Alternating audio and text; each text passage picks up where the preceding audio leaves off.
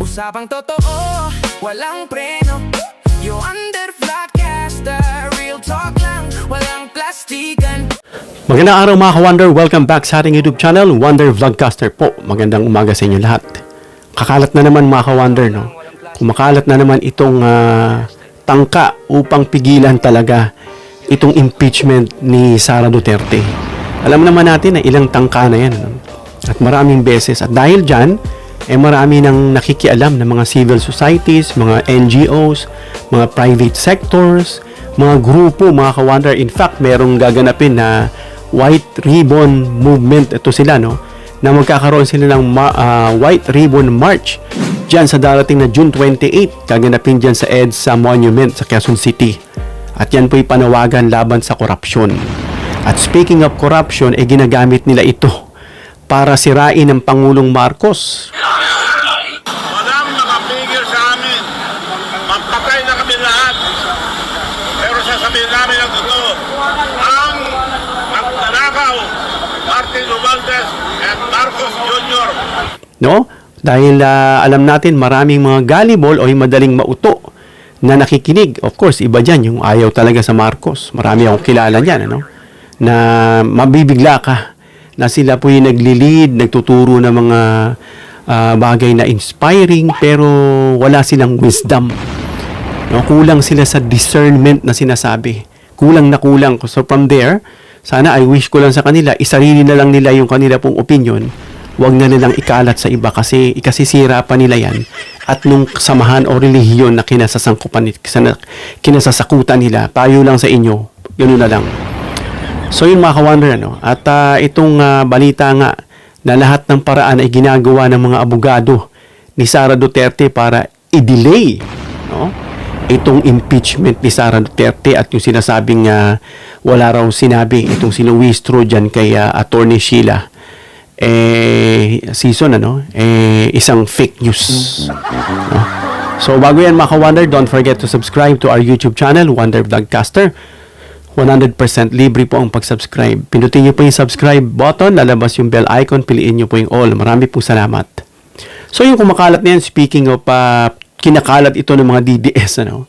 Hindi raw umubra si Luistro, hindi lang nila sinasakyan, ano? Actually, hindi magsasalita si Luistro na para ipahiya yung kapwa abogado kasi nga, alam ko na sa code of ethics nila yan na bawal mong sirahan o magsalita ka sa kapwa mo abogado. So, bagamat yung katotohanan, akala nila hindi sisingaw. Meron pong tayong naririnig, no? ng mga totoo at of course, mula rin mismo sa mga mainstream na itong sinasabi raw na hindi umubra si Luistro, si Luistro na napakahusay, ano? Alam na natin na under her leadership as the Senate, as the Congress chairperson o presider, no?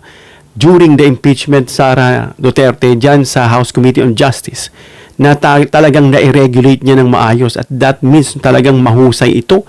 Kahit sinong sinabing na hindi rin umubra kay Sheila dito kay Dizon, natatawa na lang mga ka-Wonder. Dahil alam natin sa mga sa mga press con, nakaupo lang yan dyan sila Sheila Season, yung abogado ni Sara at ito si Michael Poe, ini-interview lang, less words lang naman, wala ka naman makukuha talagang very important o highlight sa sinasabi niya. And yet, sasabihin nila na nilampaso raw hindi umubra. So, kaya nakakatawa. Pero ang totoo pala, mga ka-Wonder, ito pala, hindi lang si Sheila this season, yung kampo ni Sara, yung kanyang defense team, ay hindi umubra kay Luistro pa lang. Yun po ang totoo na binabaligtad nila kasi ganyan champion itong mga DDS para lang lalo silang makalur doon sa mga uto-uto, mga ka-Wonder.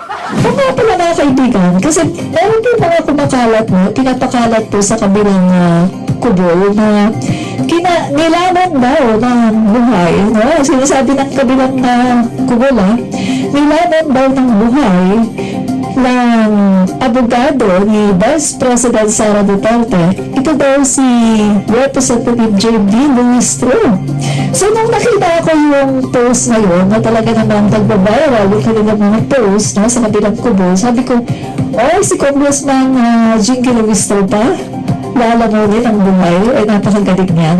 So mga kaibigan, binabaliktad po nila. Ang katotohanan po ay nilaban po ng buhay ni Congressman o ni Congresswoman Jinky Luistro ang mga lawyers ni Vice President Sara Duterte. Bakit po? Kasi hindi po sila nakaporma.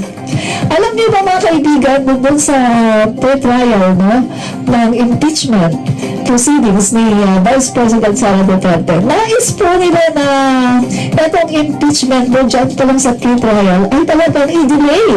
Pero hindi po sila nakaporma kay Congresswoman Jinky Luistro dahil sa galing nito. So, Kaya yung mga utu-utu dyan, para hindi kayo magkamalang utu-uto, mag-research kayo, magbasa kayo. Sampu na rin dun sa mga kilala ko, no, na I'm so disappointed with you, in fact, ano. Kasi tinitignan ko na may wisdom kayo, dahil lalo na, nagtuturo kayo ng ganito, naglilid kayo, but dun pa lang, bagsak na kayo sa inyo pong pag-let ng power, no. Sabihin natin, paghayaan natin yung mag-work yung wisdom sa atin na binigay ni Lord, pero lumalabas na wala. No? Wala. Kaya nga tayo binigyan ng senses, mata, tenga, and then yung ability to find out, to be logical, to be rational being. Hindi natin na-exercise. Tapos i-impluwensya pa tayo ng ibang tao. Payo ko lang, i-keep na lang ninyo yan sa inyong sarili. Otherwise, baka ikasira pa yan nung dinadala yung organization o relihiyon. No? So yun nga, at talagang ang point lang pala talaga nitong mga abogado is i-delay yung trial. Hindi nga po sila umubra kay Luistro dahil nga sa napakalaking o daming ebidensya laban kay Sara Duterte. No, pati itong bank records ni Sara Duterte ay pinipigilan din nila. Kung sa panahon ni Erap, ayaw buksan yung envelope. Dito naman, yung kanyang bank account. At yung mga box dyan na dinala ng BIR, dapat mabuksan na rin yan. At yung mga money trail na yan, no, na sinasabi niya ang kanyang pera is 88 million, dun pa lang kinasuha na siya dahil yung pera niya nung bago siya maging vice president, ang layo.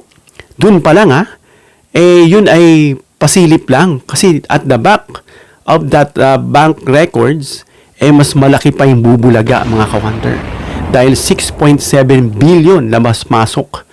At ang diniklara mo 8 at wala yata siyang diniklarang cash flow na cash on hand sa kanyang kamay. No? At kung ano-ano pang mga irregularities na hindi tumutugma. No? Kaya nga ang talagang panlaban na lang nitong mga defense niya is i-delay at lalong-lalo na yung walang kamatayang technicalities. Kaya nga dapat mabago yung yung sistema na yan Yung mga technicalities na yan versus dito sa katotohanan na sinasabi nating may probability, may possibility, may malakas na ebidensya versus dun sa sinasabing technicalities dapat yan hindi yan pagbasihan sa mga ganitong criteria. Ewan ko ba. Kaya dapat talaga sinasabi natin, inuulit natin na oras na para i-revise yung ating Philippine Constitution. Hindi yan sa pabor lang nung mga nakapwesto. Alam natin na ayaw nila. Bakit? Diba? Bakit? Tanungin nyo sarili nyo kung bakit at mag-research kayo bakit ayaw nila. Dadahilan nila ano lang yan extension of terms for the benefit nandun sa mga nakaupo. Bakit hindi natin hindi isama yun sa revision? Yung mga ganun kung gusto natin nang ma-approve yung ibang part, di ba? Kaya yan mga ka-wonder, yung kinakalat nitong kagaya nitong Sising Sun na naman, walang kadala-dala, nagsasabi raw na hindi siya maniniwala kay Marcos. No, dahil alam naman natin dahil hindi lang siya napagbigyan at ang dami mga bagay na ikinasama niya ng loob, parang si Defensor daw, naririnig ko rin sa mga kasama ko, na hindi lang daw binigyan ng pwesto, nag-aalboroto na mga ka-wonder. Kaya hindi nila tinitigilan ng Pangulo sa paninira. At pinapasok nila tong 18 storytellers na mga kwentong pagong, no? Na hindi nga pinaniniwalaan. Dahil bakit? Kasi wala ngang ebidensya. Puro kwentong kutsero lang, Wala man ng bank records. Maglalabas ka ng ganung pera, pati yung pinigay doon kay Trillanes, na binayad daw dito sa mga ICC, magdadala ng ganung pera. Una, isang maleta, $1 million. Yung kabila, 1 million. Tapos 6 na maleta, di lumalabas na $6 million. Napaka-inconsistent nitong mga to. Si Cheese, nung hindi na umayon sa kanila, nilabas na, kasama na sa maleta. Ano ba yan, Kuya Eddie? Yung mga kwentong Lola Basyang, very obvious. Bukod sa walang bank records, itong audit trails, wala nga raw dyan pera na may audit na may lumabas na ganyang kalaking pera. No? Mga CCTV footage na kumbaga napakalaking transaction nito mga ka-wonder, no? Napakalaking transactions nito na kumbaga ilang mga toneladang pera ang lumabas ni wala man lang CCTV footage, wala man lang mga official documents, wala man lang financial transaction records, at yung mga sinasabing independent corroborating witnesses, wala lahat. Kaya walang naniniwala dito sa kwentong ito. Alam niyo po anong punto lang ng kwentong ito? Ito ay para i-delay ang impeachment ni Sara Duterte. Yan lang po ang tinitignan dyan. Mga aligasyon, mga panggugulo, lahat yan ay nakatali at naguugnay kung ititignan natin yung trail mismo. No? Papunta doon sa impeachment sa July 6 na tuloy na dahil hindi sila umubura kay Luistro. No? Matataka ka, no? Sa mga logistics pa lang yan, may makita mo na may mga sinasabi diyang mga paper trails, may mga independent witnesses, yung mga pagpasok nila sa pumunta pa nga raw sa ilalim na office ni ganito, ni ganyan sa bahay dito sa Forbes Park, doon pala may CCTV na, may record na may pumasok kayo. 'Di ba? Doon kayo matatawa. At talagang gustong-gusto lang nila harangin. Si Sara wala nang ginawa kundi manira. 'Di ba? Kitang-kita nyo naman kung kayo ay matalino at hindi kayo makapuon at makatao lang o galit lang sa Marcos. Basta galit ako sa Marcos, kahit sino lang dyan, wag lang Marcos, talagang maling-mali yung inyong prinsipyo. No? Wag nyo na ikalat yan kasi nakakahawa. Parang virus yan No? Kaya wag na.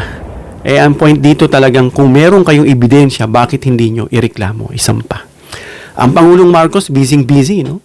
Dito kay Lenny, panoorin natin itong video mga ka-wonder na first time lang. Sabi ni dating Vice President Lenny Robredo dito sa kanyang interview na first time, no, na nakita niya ito after so many decades na talagang ang Pangulo ay lumabas at pumunta sa mga bayan-bayan at lalo na isulong. Alin? Itong housing problem ng Pinoy. Napaka-aggressive, pakinggan natin. Salamat tayo sa national government. Ang bahagi po ng programa ng administration ng President Bongbong Marcos na talagang aggressive na pamahay para sa mga walang bahay. For a very long time, hindi natin nakita na ganito ka-aggressive ng national government as far as housing is concerned. In fact, nung nakaupo ako sa HUD-C, yung problema namin halos walang budget for housing. Pero ngayon, nakikita natin na yung budget for housing na ma-maximize talaga. So yan yung sinasabi ni PBBM, kapag ginagamit ng tama ang pera, may pupuntahan at may matatapos. Mayor Lenny yan, kalaban niya ni PBBM, pero walang katapusan pagpupurit pa sa salamat. Lalo na si Isko, kalaban yan, grabe mambas yan. Grabe ang pasasalamat, nag-guest pa yan dyan sa mga banateros ba yan, na napahiya sila, talagang wala silang magawa, halos umiyak at magalit. At pinuri, dininay pa, hindi sinabi pa nga ni Isko, no? Hindi totoo yan, bintang lang yan. At pinasasalamatan niya yung pagtulong ng Pangulo sa Maynila. Si Pacquiao, number 1 din yan, manira. Pero look, paano tinulungan ng Pangulo itong sports, no? Na talagang binigyan pansin niya, pinatayuan niya pa nga ng parang stadium dyan. At nagpapasalamat sila dahil walang ganyan. Wala, hindi yan pinapansin. So nakikita natin lahat ng aspeto, lahat ng departments, lahat ng mga institusyon na kailangan na hindi pinansin noon, binibigyan tuon ng Pangulo kasama itong pabahay. While yung mga proyekto ni Digong na tayo umutang ng ilang trilyon, ilang trilyon, yan tanong saan napunta. Yung kinita sa Farmally, yung mga kinita sa kung saan-saan. Dapat walang utang ang Pilipinas, may binabayaran man lang. Yung mga pinapakitang documentary ng media, yung mga tinubuan na ng mga talaba, yung mga inagnas na ng mga eskwelahan, na inanay na, yung mga bahay, yung mga hindi tapos na proyekto. Itong proyekto na to. Nananawagan po sa ating mahal na Secretary Vince Dizon na sana po matulungan niyo po kami. Dito po ngayon tayo sa Barangay Biwas at may mapakita ko sa inyo. Kayo ba nakakita na po ng hanging bridge? Ito po yung talagang literal na hanging bridge. Nakahang lang ang bridge at hindi po natapos. Ayan, pinagpaparkingan na ng mga toda. Ginagawa na itong parkingan na lang. Ayan, o. Ito po yung bridge na ginagawa ho natin ngayon. Na ginawa ho dito. Matagal na ho ito. Siguro ito 3 taon na o 4 na taon. Na ganito ho ito itsura nito. Matagal na ho ito yung bridge na ito eh. Ito talaga yung literal na hanging bridge. Tingnan niyo po, ayan. O, nakahang lang. O, hanggang dito, hindi na po tinapos. Putol ang bridge. O, tingnan niyo. O, kita niyo ho yan, o. Putol ang bridge. O, ayan po yung bridge po natin, o. Patagal na ho itong ganito, parang 3 taon o 4 na taon na. Dapat ho ito yung konektado, papunta ho dito ho sa barangay ng, sa ano po to, sa Rosario na, babaksak to eh. Dire-diretso po to doon sana sa karsadang yun, yun. Yan, yung karsadang yan. Dire-diretso po sana yan, ang tumbok niyan. Yan. Wala naman hong tatama ang bahay ito. Hindi papuntang SM Mall. SM Rosario po. Ayan, o. Costa Verde po. Costa Verde. Itong barangay Costa Verde. Basta ito, babaksak ko ito, bantang Rosario. So ito, nakakalungkot to at di po natapos to.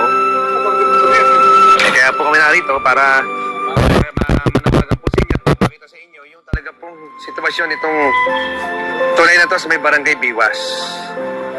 3 taon na po to. Halos 4 na taon na ganito po. Ito talaga yung literal na hanging bridge na tulay. Kaya po kami humingi po kami tulong at nananawagan po sa ating mahal na Secretary Vince Dizon na sana po matulungan niyo po kami na mapatapos po ang proyektong ito.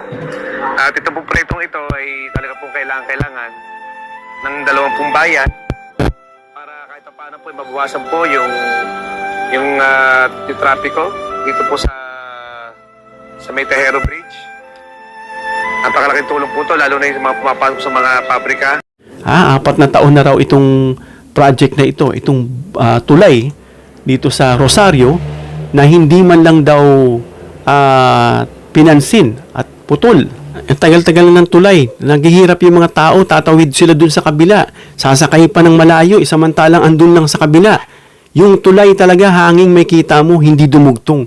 4 na taon na mahigit, hindi man lang inayos. Ang daming inutang. Kaya yung mga nagdidepensa dyan ng mga DDS, akala mo, alam nila yung sinasabi nila. Kapag nakipagdebate naman, wala nga, napapahiya lang.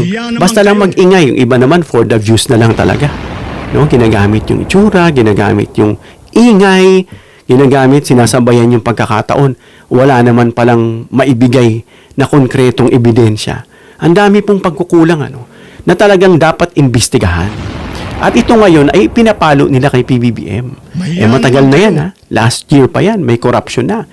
Ang sabi nga mismo sa bibig ni Duterte, it takes another Marcos para maresolba itong sinasabing mga anomalya dyan sa DPWH, flood control. Bakit hindi niya kaya? Diba? It takes another Marcos. Because at the back of that, meron na rin silang pinaplano na gusto nilang hindi magtagal ang Pangulo, sisibakin na nila agad. May mga plano nilang mga yan, andidilim, no? Mahilig sila dyan sa mga term sharing. Ito si Velasco nga, tsaka itong si Cayetano. Yung mga kinaugalian nila na ina-apply nila sa ating bansa, na parang kumbaga binabalahura nila yung ating bansa. Kailangan putulin yan. No? Kumbaga parang nag-employ ka ng isang sanggano at gustong baguhin yung institusyon ng isang sangganong pamamaraan. Hindi yan pinapayagan. Noon, lalo na pag ikaw pinalilibutan ng mga matatalinong tao, nag-aral at edukado, at kapag yung responsibilidad na pinabayaan nyo, ay malaki ang pananagutan nyo sa Diyos. Diba? Umupo pa kayo dyan para saan? So, yan mga ka-wonder. Yan yung katotohanan dito, no, na pinipigilan nila impeachment ni Sara. At gagawin nilang lahat. Kaya ang mga taong bayan ay nakabantay. No, sinasabi nga na for formality na lang daw itong impeachment at i-acquit nila si Sara. Yung iba dyan, may mga hating views No, kahit mga sabihin natin dati ng justices, pero hati ang views kahit na may mga nakulong, dapat pagbasihan daw yung 24, wala na sa lugar. Ewan ko, no? Bakit ganun ang takbo? Saan mo hahagilapin? So sabi tuloy nila, so nahihirapan, magre-request sa taong bayan for the sake of warm bodies lang. May sinasabi silang batas na sariling batas na ginawa ng bansa, pero mukhang hindi nila mai-justify yung mga sinasabing beyond the coercive jurisdiction ng Senate. Hindi mo na jurisdiction yun, especially Bato, who is nowhere to find. Very conflicting, no? Kasi sila mismo, mga abogado, gumawa ng batas, nagtatalo. Bakit? Kung yan ay malinaw, halimbawa, sinabi rito, ang isang senador na kapag nasangkot ay disqualified, dapat nilagay din doon na hindi na siya senador. Ang problema, senador pa rin. Ibig sabihin, pwede pa rin bumoto. Diba? Para saan yung mga ganun ang klaseng batas? Sipin nyo lang mga ka-wonder. Hindi man lang in-stipulate, dapat wala na rin yung posisyon niya bilang senador. Ano pa? Wala na yung mga sahod niya, okay, given na. Ano pa? Hindi na siya pwedeng maibilang doon sa sinasabing quorum o sa sinasabing the whole or the entire senators na 24, mababawasan. Dapat ganun eh. Ganun din si Bato. Pag fugitive ka ng justice, disqualified ka na, hindi ka nagpakita ng 4 na buwan o 3, tanggal ka na, wala ka ng sahod, hindi ka na senador, unless magpakita ka ulit at i-justify yung sarili mo, dapat mga ganun eh. Magpapakita ba yan? Ididinampot siya ng NBI at dalhin siya sa ICC. Yun yung mga ganun kulang sa atin. Na bakit ayaw nilang ibaguhin yung ating constitution. No. So yan, bantayan natin mga taong bayan, nag-uumpisa na ng kanila pong mga rally sa streets dahil yan po may mga insider at nakakatunog yan. Kayo sa Senado, babantayan din namin kayo. Yan ang sinabi ng itong mga abogado, ng mga analyst. Bantayan natin itong Senado dahil lalo na itong si Chis, ang ginawa nila. Yan, si Chis, bantayan natin yan mga ka-wonder. At wag natin palulusutin yung mga nakikita natin dyan na talagang intensyon, malakas man ang ebidensya o hindi, i-acquit nila, bantayan natin. Habulin natin yan, kasuhan natin yan kung may makita tayong abuse ng kanilang authority o yung sinasabing abuse sa kanilang discretion, ganun din mga ka-wonder itong mga ito. Titignan natin, bantayan natin yung kanilang demeanor. Mga kapwa nyo na mga abogado nagsasabi niyan, mga analyst, titignan ko anong demeanor at iaasta. Dahil ang huling judge ay ang taong bayan. Hanggang dito lang tayo mga ka-wonder. Comment down below your opinion para mabasa at mareaksyonan. Please give me a thumbs up if you like this video para ma-share ni YouTube sa iba pang viewers. Please share this video para malaman nila itong sinasabi na nilampaso raw si Luistro, baligtad. Sila pala ang nilamon. At itong tangkang pagpigil sa lahat ng uri ng pangaharas at paraan ay hindi dapat magtagumpay kung tulong-tulong ang taong bayan. Please subscribe, hit the notification bell icon and choose all bilang suporta sa aming mga content creators. Hanggang sa muli mga ka-wonder. God bless.